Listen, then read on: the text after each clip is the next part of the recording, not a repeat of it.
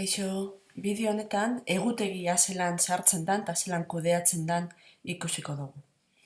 Horretarako bloketan gehitu egutegia egingo dugu. Eta bertan dekogu. Ikusten duzu ia gertaera bat badaukagula, zerbait badagola hemen. Ia, gainean jarrita, larun batean online testua eta fitxategi bakarra igo. Bai, horrek tarea dira. Ordan ikusiko dut zelan dagozan definituta tarea bi hauek. Tareak hemen dagoz, online testua, eta ikusiko dugu zelan dagoen. Eta hemen ipinten dau entregatzeko epea urriaren 18 dela. Horregaitik emoten dago hor abisua. Bai, nik ez gaitu egiten badot, hau da, ez dago entregatzeko datarik, gorde ingo dut, bardina ingo dut bestiegaz, fitxategi bakarra igo, horrek epea eukin ipinite, urriaren 18-rako, ez gaituko dut.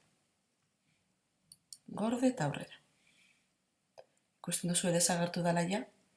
Bai, orduan ez daukate zebe, ez daukate ekintzarik. Eta gehitu egingo dut.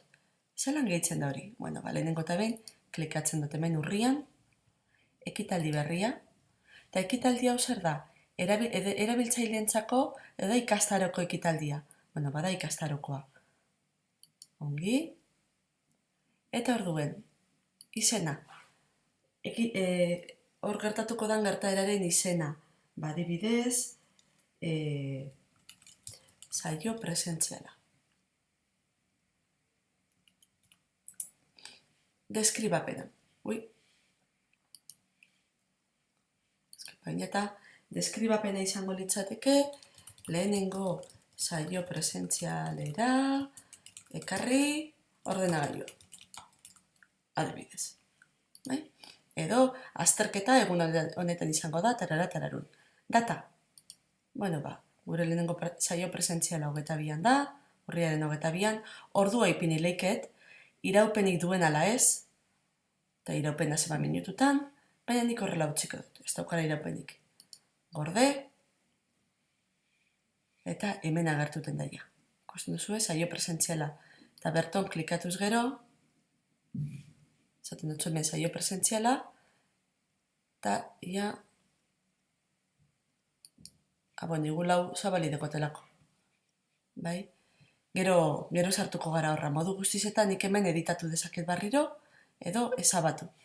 Ni ikastara joaten manaz, ia bertotik ondo iten duzten, saio presentziala, horixe, onan akar. Bale? Ezabatu gure dutela? Ezabatu. Jarraitu, eta listo, ez tekot. Orduen, hau importantia izen leke, lanak entregatzeko epen bat dago, azterketaren bat, irteeraren bat, bertotik kudeatzen duzue.